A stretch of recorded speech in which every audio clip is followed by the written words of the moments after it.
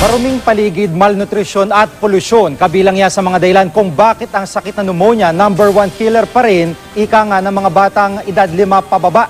Makatulong kaya panukalang National Pneumonia Day ng ilang kongresista. Nakatutok si Lay Alvis.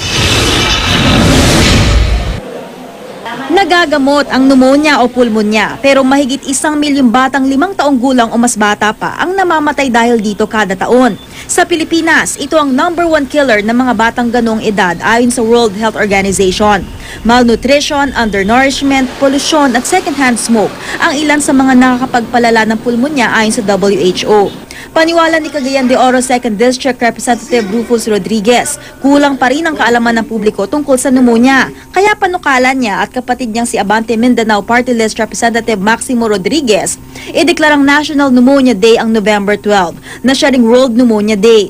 Pero ayon sa isang medical expert, hindi public awareness ang problema. Ang kulang sa atin yung sustainable plan. It's a function of many things. Kahirapan, dami ng tao, magkakalapit kayo matulog, nagkakahawahan kayo, sanitation. Kailangan magkaroon tayo din ng mga multisectoral approach. Dapat daw isama rin sa school curriculum ang preventive health education para maturuan ng mga bata kung paano makakaiwas sa mga sakit kabilang na ang pulmonya. Ang pneumonia ay galing daw sa virus o bakterya na maaaring makuha mula sa droplets ng isang taong may ganitong sakit.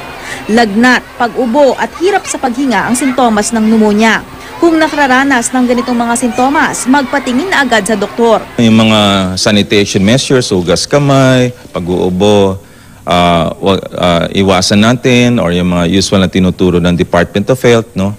Pero ang suggestion ko, more than that, dapat magkaroon tayo ng kultura ng kalusugan at kalinisan.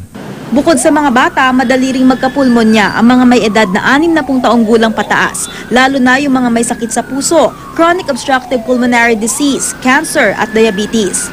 May bakuna laban sa pneumonia, pero mahalaga pa rin para makaiwas sa sakit ang healthy lifestyle, healthy diet at pag-iwas sa mga bisyo gaya ng paninigarilyo at sobrang pag-inom ng alak. Lay Alvis, Nakatutok, 24 Oras.